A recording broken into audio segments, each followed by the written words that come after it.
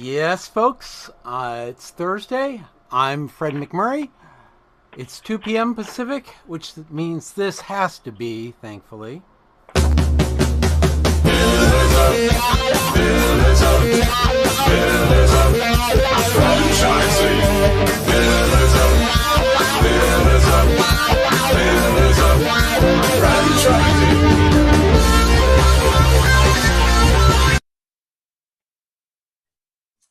Hello, everybody, and welcome to Pillars of Franchising. And as Kristin likes to say, it is Friday Eve. And mentioning Kristin, she's not here today. She is in mom mode doing baseball with her boys all weekend. So good luck in the heat to her. Fun times for her, I'm sure. But we have a great show for you today. But first, we want to mention Andrea Mundy, one of our regular contributors, has a birthday today. So we wanted to make sure to say happy birthday to Andrea Mundy. Hope you're having a great day. Also, if you have questions during the show, we've got a great guest on today, Eric Morales from CareerPlug. If you've got questions for him, if you've got questions for Jerry after that, Karen and Ray, our call-in number is 323-580-5755. So don't hesitate to give us a call and we will do our best to answer your questions. Quick intro today. We're not doing an official word on the street. Jerry's got some political information that's going to affect small businesses, so stay tuned for his segment. But right now, we've got Eric Morales from CareerPlug. Welcome, Eric. Great to be here. Good. How are you doing today? Well, fantastic. I want to welcome Eric. He is the Partnership Account Executive Manager at CareerPlug. He started at CareerPlug in 2012 and has helped thousands of franchisees with their hiring needs. He's passionate about connecting with franchisees to help solve the biggest challenge, attracting and hiring great people. He has worked with franchises across several industries such as home health, home services, automotive, insurance, fitness, and many others. Lastly, you can find Eric trying out new restaurants with his wife and daughter in his hometown of Austin, Texas. But you can't find him. You can't find him. He is most likely at Barton Springs having a cold swim. That sounds exciting. It is. Yeah, it does. Hey, you've got some fun places to go to in Austin. One of my favorite places for sure. We sure do. Yeah. So Eric, we'd love to find out, first of all, if you can give us a little bit of an overview of CareerPlug and kind of, how it works. I mean, for all of us here, hiring, it's like one of our most talked about topics. It is such a pain right now for so many people. So we'd love to find out a little bit more about kind of what you do and what this software does, and just an overview of your services. Yeah, no, I'd be happy to share about that. And thanks for having me here. I have been with CareerPlug for almost a decade now, right? So we were founded in 2007 here in Austin, Texas, where I'm at now. We have over 15,000 clients, so franchisees using our system. And so basically we partnered with over 270 networks.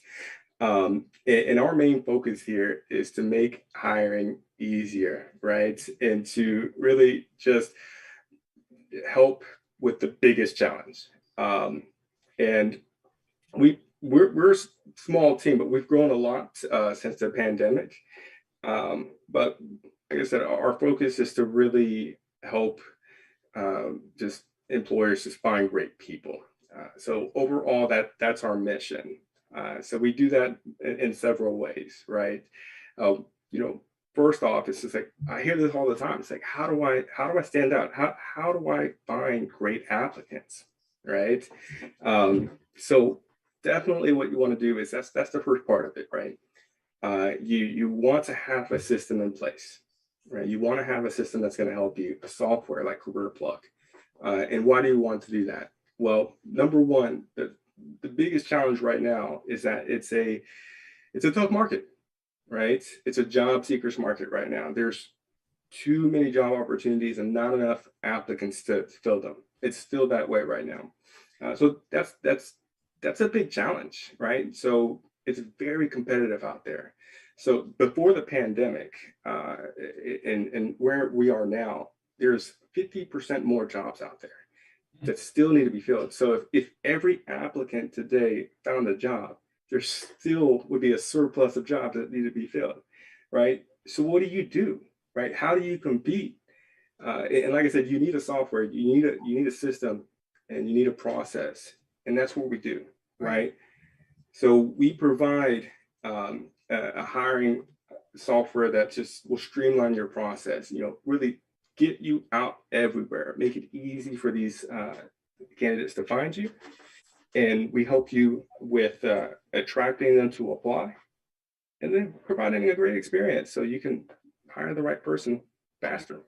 It's interesting. I was taking a look at your website and doing a little bit of research, and this is, again, one of my favorite topics. And what I love about this is that you said it was really created for like non-HR people, because for those of us non-HR people that are out there hiring, and it's holistic.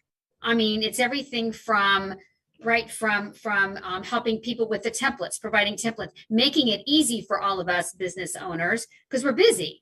So making it a little bit easier and having that system in place. And it looked like it was like end to end, right? All the way, very comprehensive. Yep, end to end. And that's what we do. That's how we're different, right? We're easy to do business with, and our product's easy to use, right? Hiring is difficult, right? So we need to make it easy for you. And yeah, you made a good point. It's like most of our clients, they're not HR people. They're mostly the business owner, right? They're wearing many hats.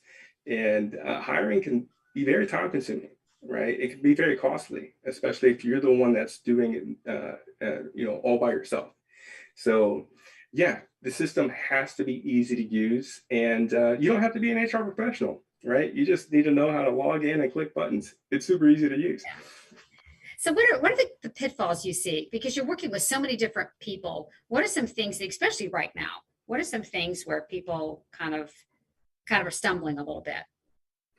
So where I'm noticing a lot of employers where they're stumbling is trying to manage everything on their own, right? They want to see, of course, naturally, everybody wants to do the most cost-effective approach, right? So what they'll do is they'll go out and post things on their own, post to job boards, and try to manage every applicant, and really be able to give them a fast response.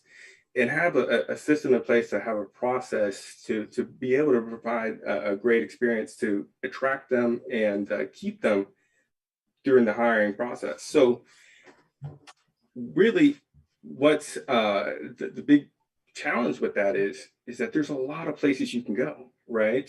You can go to Indeed, right? You can go to ZipRecruiter, you can post on Google and Facebook, social media, right? So when you're doing that all by yourself, and that's the right thing to do, right? Go to those job boards. But that takes a lot of time to manage applicants coming from all those different channels, right? So the key here is, one, be everywhere all at once, right? Make it super easy for these folks to find you, right?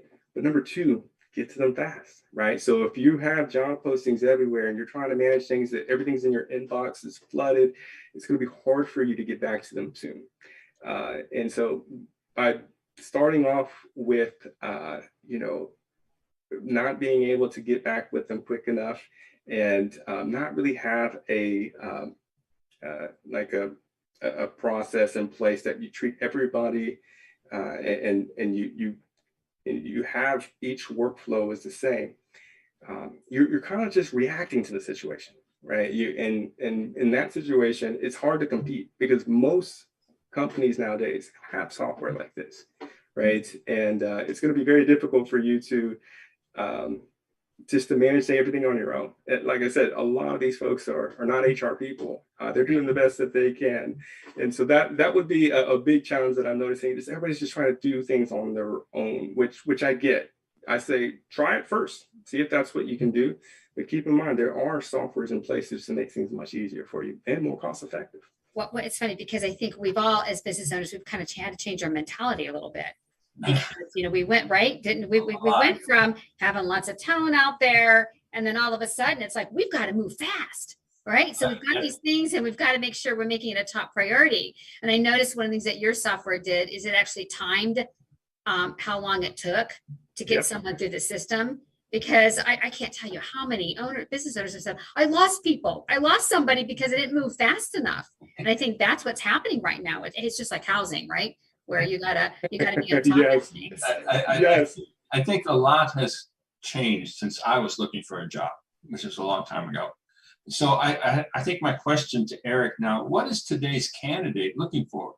I mean, essentially when I was looking, I would snail mail a resume and then wait days. So what is today's candidate looking for in a job? That's a great question. So this is very important, right?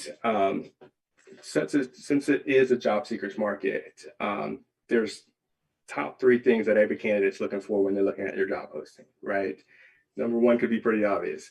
Compensation, right? Mm-hmm. How much am I going to get paid? You know, what's in it for me? What do you think is number 2? Culture.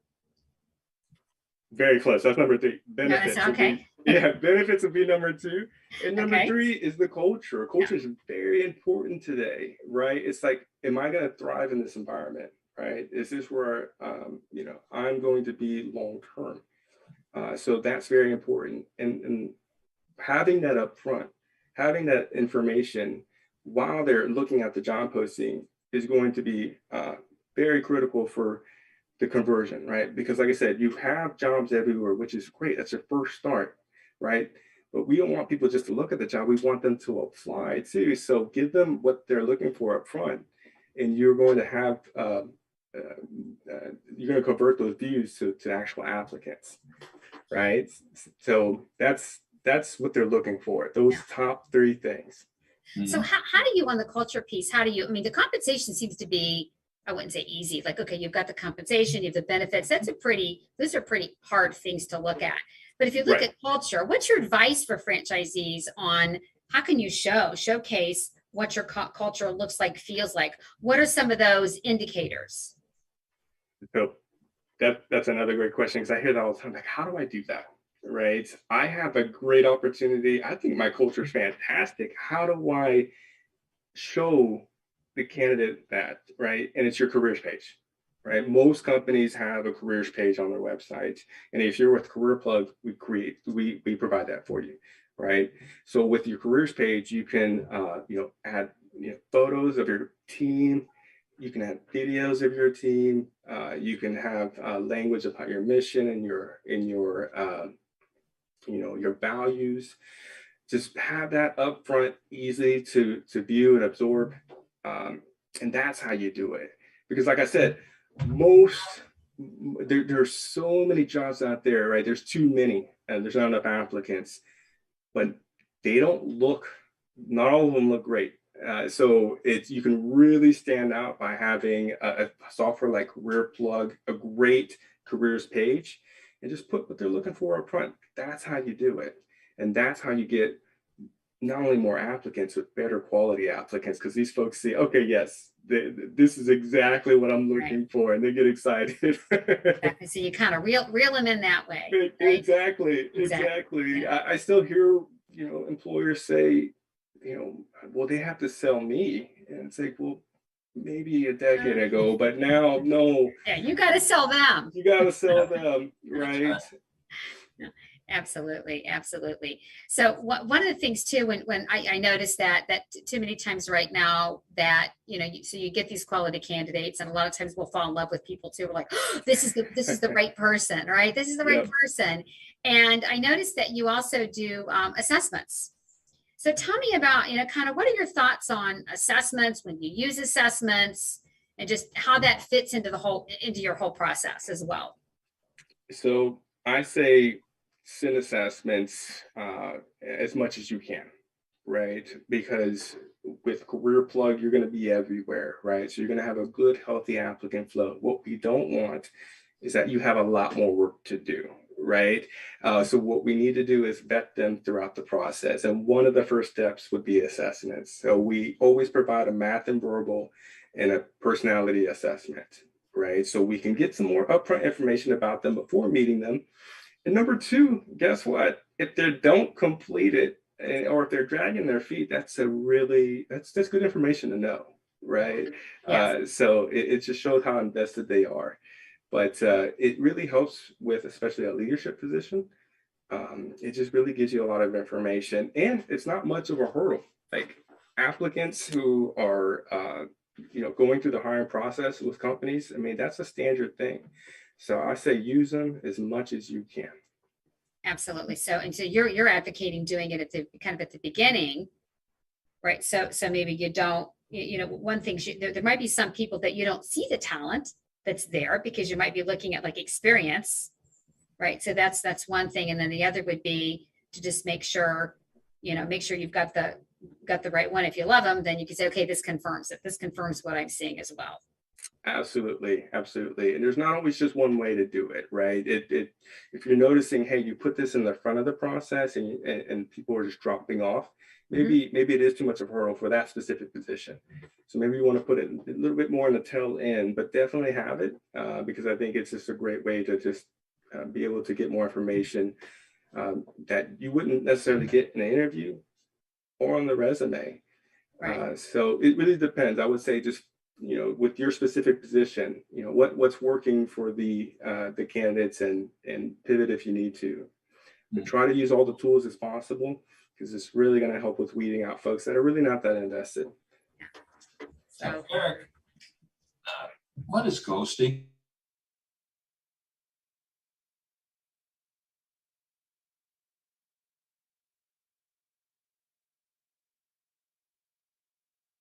But at candidates where you think you've got a great one, right? You're all excited. And then, I keep hearing this all the time. And then all of a sudden they're not there. They don't answer, right? You're thinking you had them, and sometimes it's right at the very end of the process. And so they literally ghost you. They're gone. They don't answer your emails or anything. That's it. Is that it? Is that it? That's it. Yeah, that's it. So, okay. So I want to know not what it is, but I want to know, what do you do about it? How can you not have that happen? Right. So here's the thing. What we're noticing is that if you give them the opportunity to pick the time that works best for them, right? And with the software, you can just send them a link and it syncs up to your calendar. And then it just gives them a few times and they pick the one that works best for them and they commit to that time. That behavior alone is powerful, right? And also in addition to that, make it easy for them to, give you a heads up. Not everybody's ghosting you because they have, it's the bad behavior. It's not always about that. Some things do come up. It's just that maybe a challenge to get a hold of you or type an email saying, hey, this is what's going on. Right? With CareerPlug, you can able to text back and forth really quickly. And somebody can just say, hey, I can't make it. Is it possible to reschedule? That person wouldn't have been able to do that if you didn't have the ability to quickly communicate with each other. So the culture has shifted a little bit. I mean, that's not just with employment, but with other things. So people just completely disappear out of processes. Yes. But we're learning, one, make it easy for them to tell you what's going on. And two, give them the ability to pick the time that works best for them. Those two things really go a long way. Which kind of connects in with what you were saying earlier, is that we're selling them as much as they're selling us. Right. So we have to meet them where they are, right? Because that's part of the getting them comfortable and saying, right. Yeah, I might want to work with these people. Exactly. It's going back to just making it easy, right? So CareerPlug not only makes it easy for the employer, but easy for the applicant too, right? So you have a great experience, right? They find you, they see your great careers page, they get really excited, they apply, boom, you get immediately notified. They're like, wow, that was great. I was excited and I'm already a candidate. They're going to have an interview, right? And that's one of the biggest things, is being able to provide a great candidate experience. And this is new. This is new to a lot of employers. Because when I say that, they're like, what does that mean? Like, what do you mean about a great candidate experience? So this is something that it's very important. Exactly.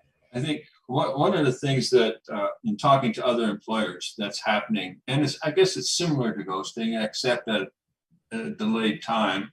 A candidate signs on board, takes training, works for a couple of days, and then all of a sudden doesn't show up. You can't call them. They don't answer the phone. And what I'm hearing is, on some of the people who have been debriefed is, oh, my wife said I don't have to work anymore, or I don't want to work anymore. So is that a legitimate answer? I would hope not, that you didn't have the conversation with your wife before you joined the company. These are all indicators. Yeah. Oh, by the way, I just got a job. No, I mean, look, I think a lot of that is the hiring process. Companies typically are reactive to the situation, right? And so when you're desperate for just a body to come in, I mean, you overlook a lot of things, right? A lot of red flags that you normally would have seen. You kind of like, but it's going to work out, right? So it really depends on, your strategy.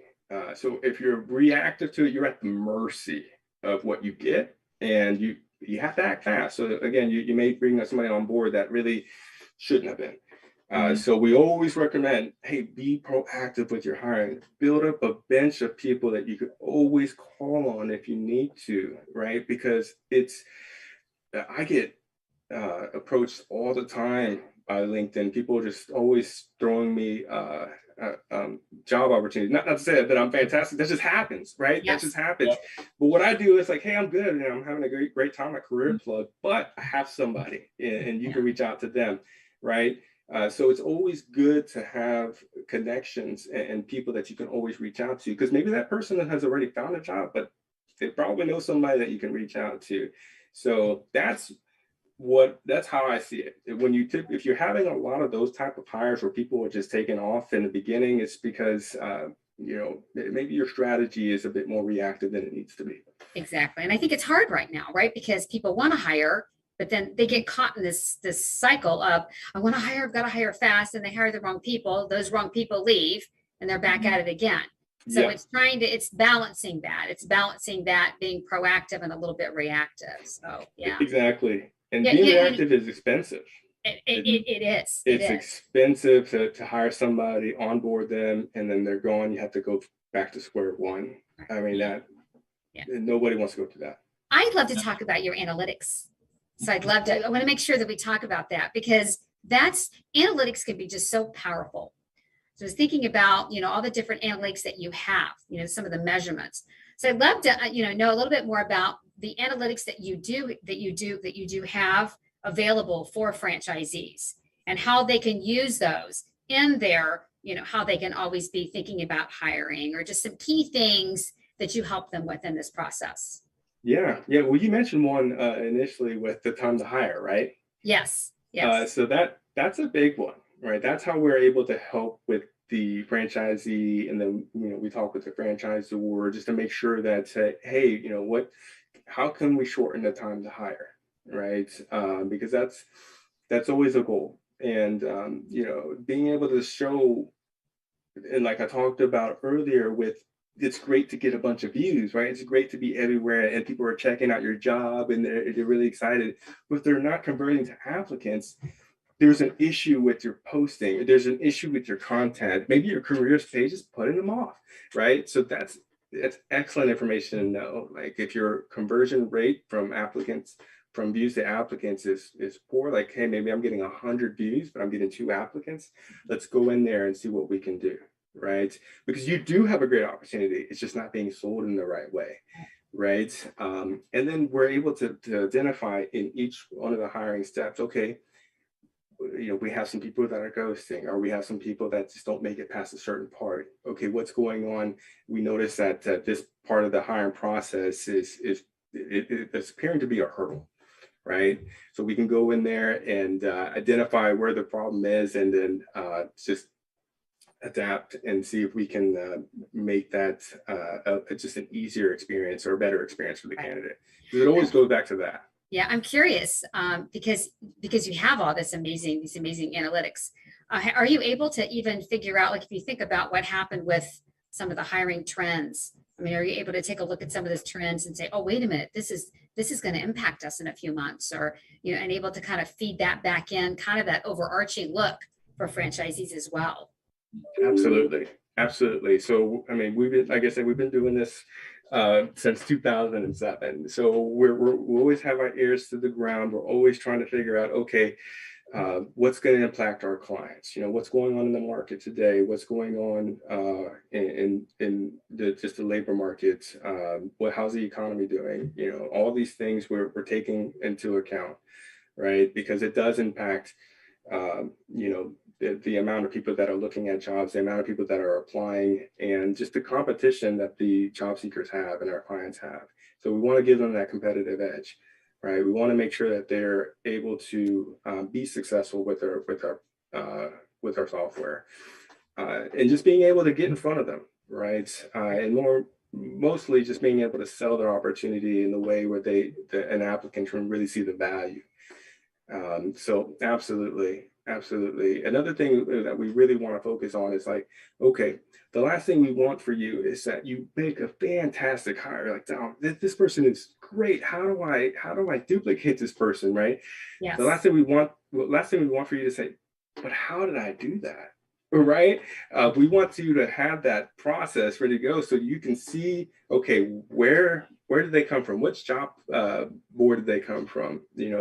And then when they came in and said, okay, how did the assessments go? How were the scores? And every step of the way, you have a map now. So then you can just repeat that process over and over and over again, right? So that's our goal. Saves money, saves time. Yeah. Right. You don't need to reinvent the wheel every time you're making a hire. And a lot of people do that, especially if they're doing that on their own, because like we mentioned in the beginning, a lot of these folks are the HR people. They are the owner, right? They're a lot of things. And it makes sense that you're kind of trying to figure things out. You don't need to do that. You have a hiring software here, CareerPlug, that's going to make things, it's just going to make your life much easier. Sounds good. So Eric, I have a question for you, and as we close out. Besides using CareerPlug, what are the top 3 things an employer can do to attract employees? So besides using CareerPlug, nothing.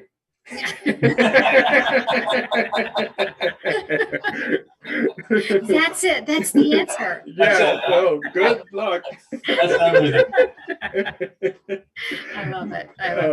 No, just be positive, right? I hear a lot of negative mindsets out there, and it is tough, and I get it, right? But the people are out there. They are. Right. The thing is that other companies are scooping up pretty quickly. Right. And just have that understanding. Yes, they are. Yeah. So just keep in mind that everybody is looking for the same person you are. Everybody is. Yeah. Right. So I hear this, like, they're not out there. They are. You just never see them. Right. Mm-hmm. So if you don't use CareerPlug, I recommend you should. But if you don't, just know that folks are out there. They're ready to work. They're great at what they do. You just have to get to them. One, like I said, make it easy for them to find you, CareerPlug or not, right? And get to them as fast as you can. And number 3, provide a great experience, because that's the first impression of your business. It's the first impression of your business. So if that's clunky, if that was difficult, like if it's like, wow, I had an interview, I had 2, that was tough. To get there, that was a rough experience. That's not the first impression you want them to have, right? And surprisingly, that happens a lot. Yeah. So the last thing I will say about that is that people now can rate your business online, right? Mm-hmm. And if they have a poor experience through the hiring process, you better believe they're going to let people know about that. And that's going to ding you. Yes. So back to using CareerPlug, you're definitely going to want to do that because it's going to help you. Sounds good. So Eric, how do people get a hold of you? How do they get in touch with you? So I'll leave my email address. It's super easy. It's Eric, ERIC @careerplug.com. Send me an email if you want to learn more about CareerPlug. If you want to know just about hiring and you're not ready to hop on CareerPlug just yet, just shoot me an email. My number here is 512-579-0163. You can reach me by phone as well. But yeah, give me a shot. I'd love to work with y'all. And I'm also going to do a plug for your website, because you actually have some really good articles there. I noticed there's an article like on ghosting. There's one on toxic culture. So you provide a lot of thought leadership as well as the software. So yeah, our marketers are fantastic. They have great resources. So check it out. There's a lot of good stuff there. Thank you, Eric. Thank you. Nice You're very talking with welcome. you. It was great to be here. Yeah. Hey, franchise owners. How's your local marketing? Do you feel like you could use some help keeping up with your social media posts and comments and reviews? Do you wonder if you could be doing more to attract local customers? Are you able to identify new move-ins to your local area? At Westvine, we help franchisees like you reach more local customers through digital marketing. With daily monitoring, creative content, and ad placement, and customer data intelligence, we'll get your business in front of the people who want your products or services. We also work with franchisors who need an agency to handle the digital marketing for all of their locations. If you're ready to reach more local customers, give us a call at 805-265-5440 or visit us at westvine.com. That's 805-265-5440 or westvine.com. Elizabeth, you pulled it. My mouse was headed toward the mute. That was great.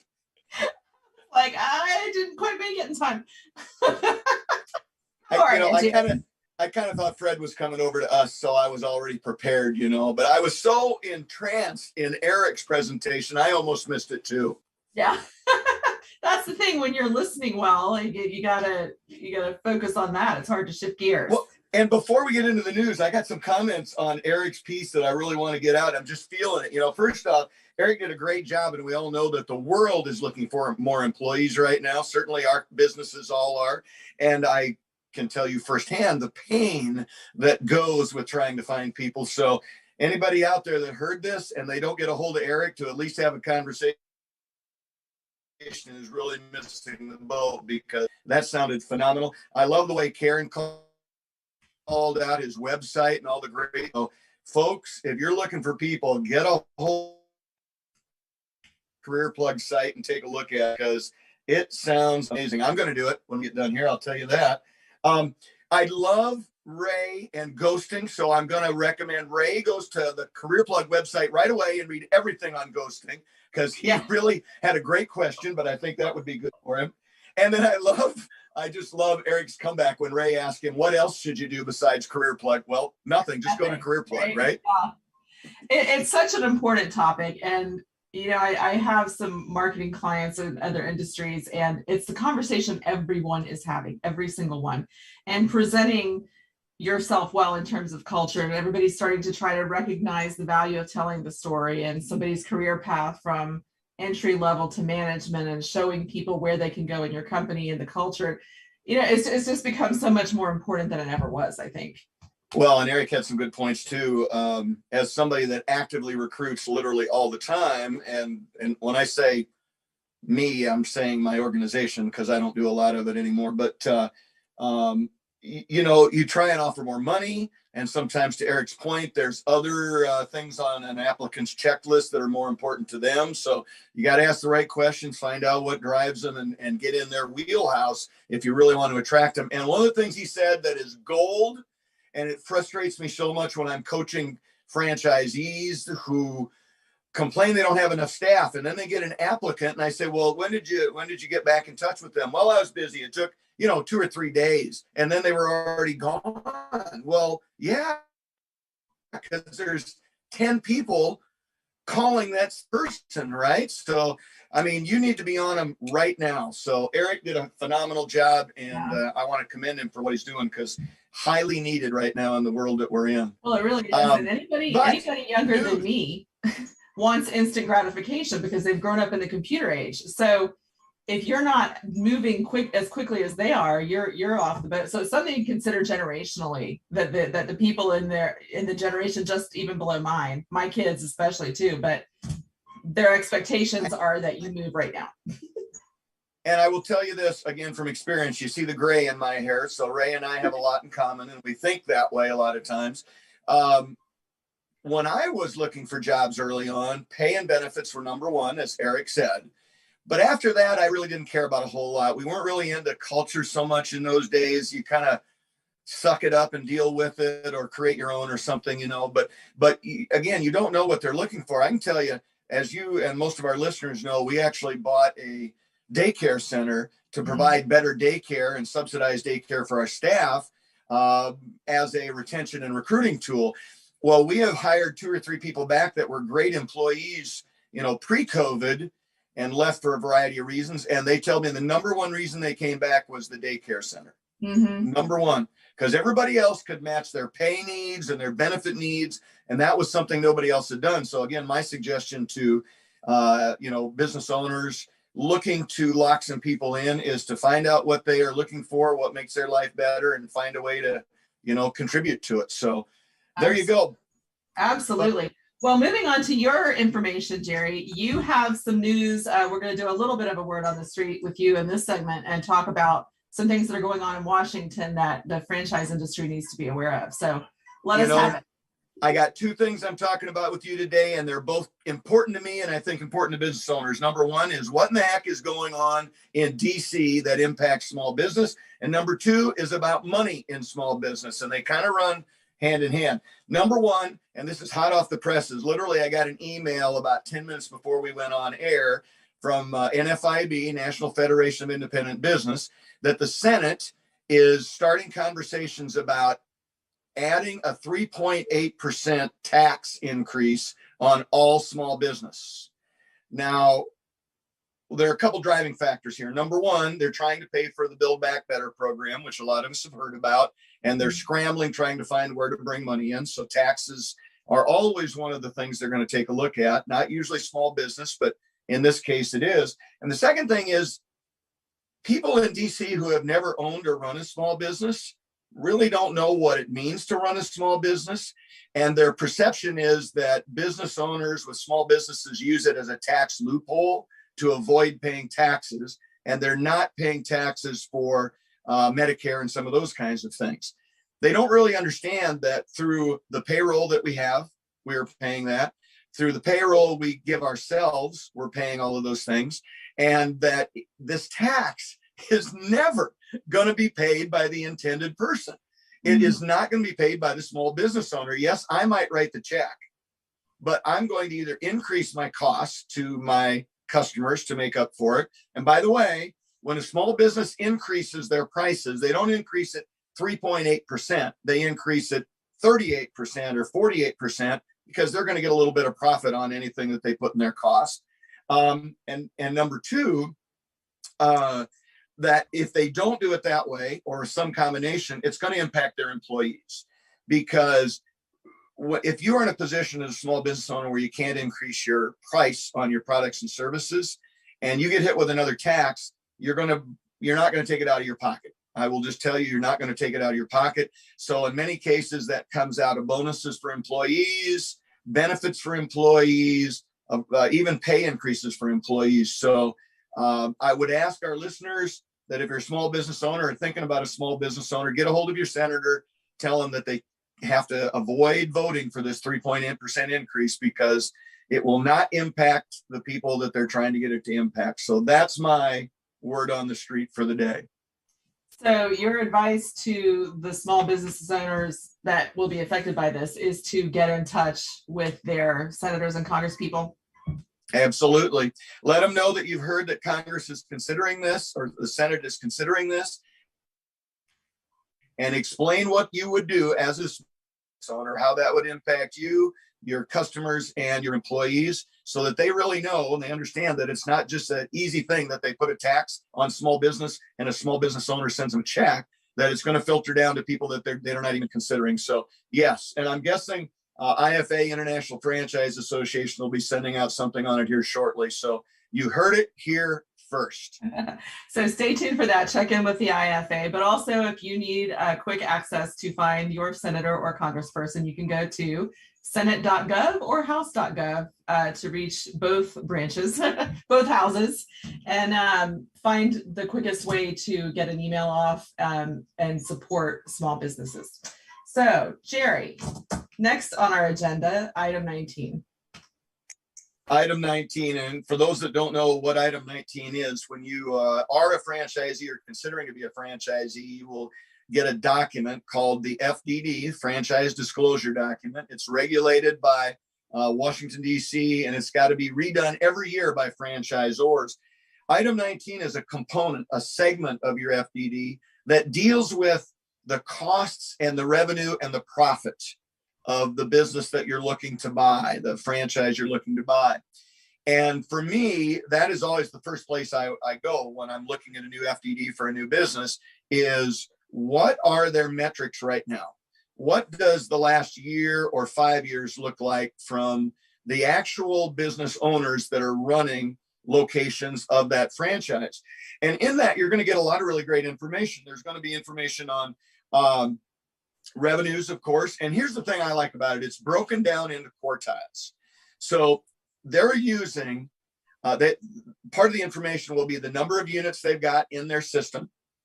It'll be the number of units reporting their financial situation in their system. So you can see how many of them are engaged and how active they are at sharing information. Because if I'm looking at an FDD, I would like to see the majority of those locations reporting so that you know that they're engaged.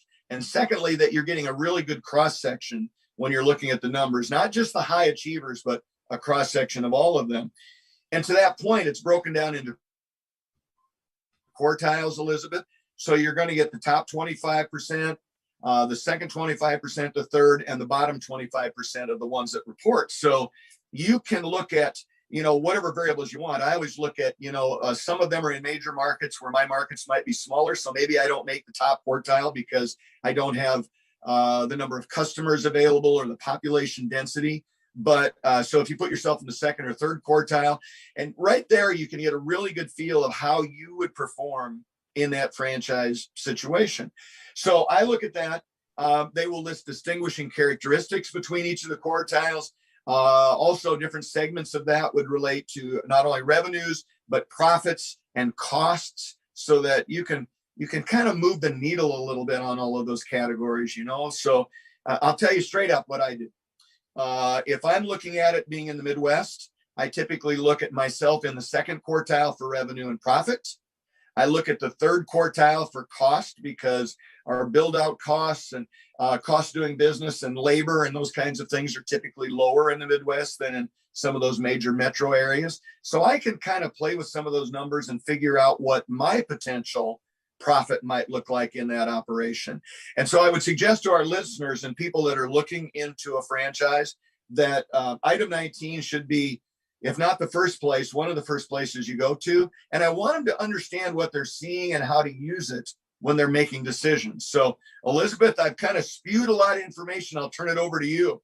Well, here's one question I have. What is the requirement for franchise systems to report in the item 19? Are all item 19s created equally? Can you trust the information that it's going to be consistent and the same across the board for each different franchise system that you're looking at? Well, you really, as a franchisor, you do not want the Department of Justice knocking on your door. So it will be very accurate. And let me put it this way, it will be as accurate as the information sent in by franchisees. The franchisor is not going to fudge those because they have to have documented evidence, financials from franchisees that have sent them in. So they're not going to fudge. It's going to be very, very, very accurate.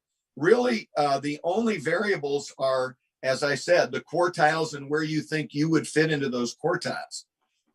Is this something that if I'm looking to buy a franchise and I am not familiar with the FDD, is this something I can interpret myself, or is this something that I would do well to get a franchise attorney to help me interpret? Well, I think most people would do okay with it because it's, first off, you don't have to do math. You don't have to do any of those kinds of things. They'll give you an explanation as to what's in that graph that you're looking at. They said boxes with the different quartiles and all that kind of stuff. So they'll give you an explanation of it, and you can look at that and make your own assumptions. But to your point, talking to somebody from corporate, once you've looked at the FDD, you can talk to corporate about it and get some more insight. But a franchise attorney is great. Now, again, and Elizabeth, you and I and the rest of us here at Pillars have talked about this. There's a big difference between a franchise attorney and an attorney that does other things in the non-franchise world. So make sure you're talking to a franchise attorney, because like Laura or somebody like that, because they understand FDDs, they understand item 19s, they can answer some very straightforward questions for you. And actually, they're kind of paid to find the chinks in the armor, the issues in that FDD or that item 19, and bring it to light for you to talk about. So in terms of recent events, we've had a pandemic. We're bumping up against a recession. There's a lot of tumult going on in the world around us. When they update this every year, what do you do when something's going to be skewed? You're going to have weird, like you may have a natural disaster in one area of the country, or you may have a pandemic across the whole entire world. How are you going to look at an item 19 as someone right now looking for a franchise system and account for that and understand whether this is still a good investment? That's a phenomenal question, something I should have thought of. So thank you for bringing it up. The U.S. government, after the pandemic, actually made all franchisors go back and redo their FDD to factor in what had happened during COVID. So if you were to look at one of the FDDs today, 2 years after the actual onset of the pandemic, you would see a year in there with potentially a very large dip in some of those things. So again, going back to how reliable is it and those kinds of things, it's spot on because they had to report that. I will tell you from talking to franchisors, the government was very, very picky what was sent to them that year, even pickier than usual, because they knew this impact and they wanted to make sure that everything was on the up and up when it comes to the impact of the pandemic on the item 19. So yes, now you cannot look forward and see what's going to happen during a recession. However, you can look backwards because we have a recession every 8 to 10 years, and you can get access to those FDDs over that period of time and the item 19s. So you can see the ebb and flow of revenues and profits and those kinds of things for anything you're looking for out there based on what's happened in the previous recessions. So based on all that information over a historical thing, you would do well if you're looking for something that's somewhat recession proof, or as recession proof as it can be, to take a little bit of a longer view of the past than just this 1 year, right? Oh, absolutely. I would want to look at several years, even if we didn't take a recession or a pandemic into account. But yes, I would say so. And, as we're looking forward over the next 2 or 3 years, I think it's highly likely we have a recession. There are some economists talking about even a depression in the next few years. So as a business owner or potential franchisee, looking at how that business has done during recessions will give you a really good feel for how they're going to do moving forward through a recession or something deeper. And there are, especially in the franchise world, there are a lot of fairly recession-proof franchise systems out there. If you are in a model that is more of a moderate price point for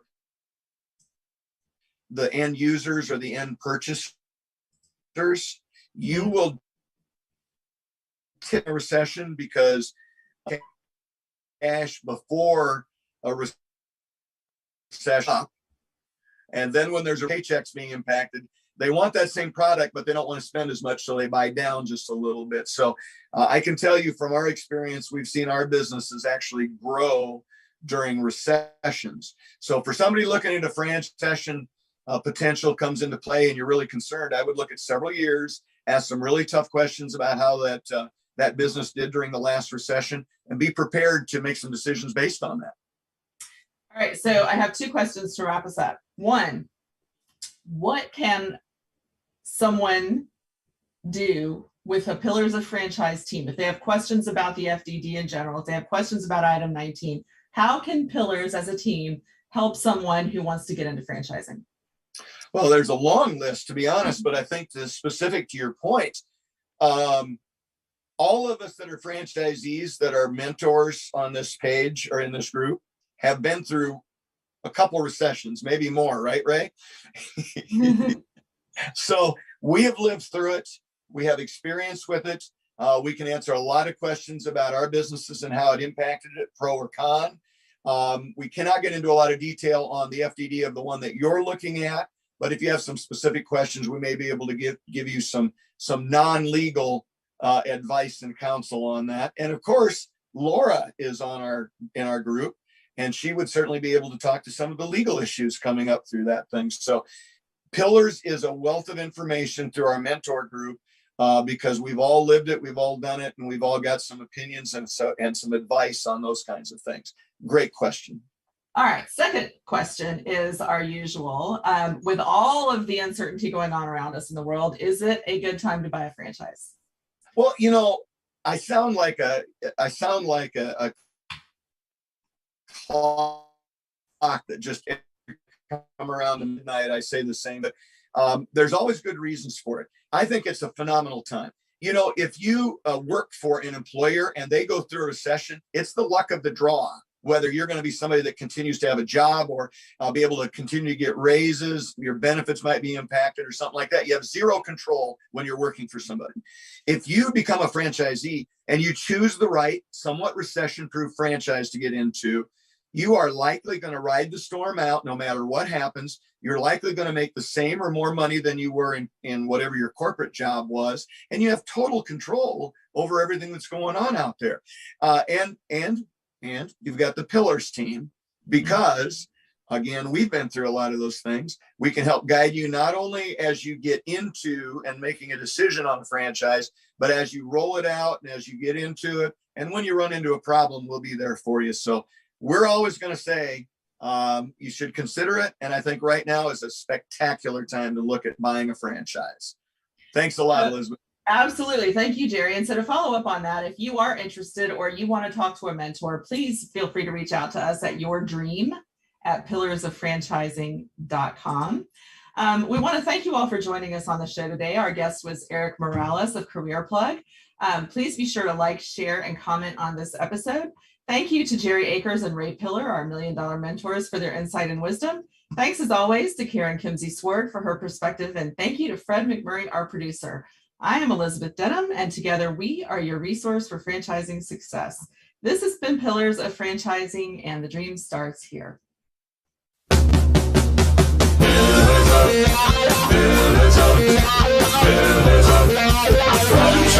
Franchising.